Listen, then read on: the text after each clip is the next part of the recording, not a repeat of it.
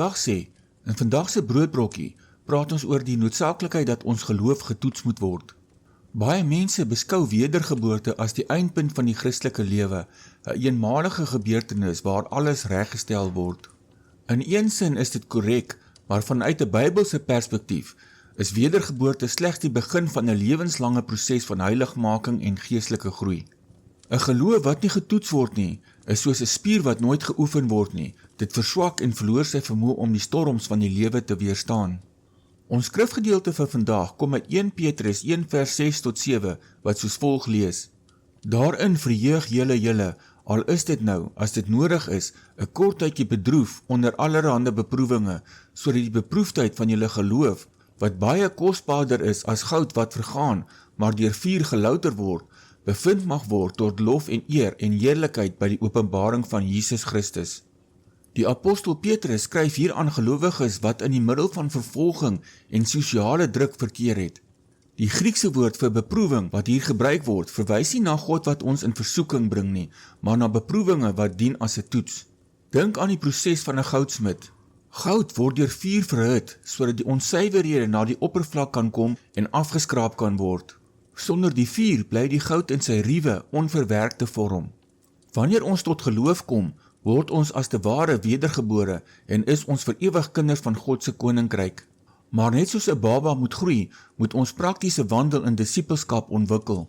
Die lewe se beproewinge, of dit nou persoonlike krisisse, ekonomiese druk of geestelike uitdagings is geleenthede wat die Here toelaat om ons geloof te toets en te louter.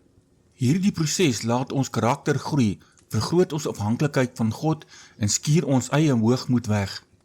Wanneer ons hierdie toetse deur die krag van die Heilige Gees deurstaan, is dit nie 'n voorwaarde vir ons redding nie, maar 'n noodsaaklike voorbereiding vir die genadeloon wat ons by die regterstoeloordeel van Christus mag ontvang. Ons redding in Christus is 'n voltooide, ewige sekerheid, maar ons roeping strek verder as dit alleen. Ons is geroep om nie stil te staan nie, maar om te groei in die genade en kennis van ons Here. Elke toets wat ons deur God se genade deurstaan, versterk ons geestelike ruggraat. Dit verseker dat ons lewe nie net 'n oppervlakkige vertoning is wat in die wind verwaai nie, maar dat ons karakter soos goud in die vuur standvastig bly, gereed vir die dag wanneer ons rekenskap voor Christus moet gee. Hier is 'n skriftuurlike feit om te onthou. Die skrif leer ons in Jakobus 1 vers 3 dat die beproewing van ons geloof volharding bewerk. Dit is nie 'n toevallige neeweffek nie, maar 'n goddelike doel. God gebruik die toets van die oomblik om die uitervermoë van die ewigheid in ons te bou. Kom ons bid saam. Almagtige Vader, dankie vir die wonder van die wedergeboorte en die nuwe lewe wat ek in Christus het. Here, ek bely dat ek soms terugdeins voor die toetse van die lewe. Help my om my beproewinge nie as tekens van u verwerping te sien nie, maar as u genadige werk om my geloof te suiwer en te laat groei. Leer my om vas te hou aan u beloftes wanneer die vuur warm word, sodat my lewe kan wees tot lof en eer van u naam.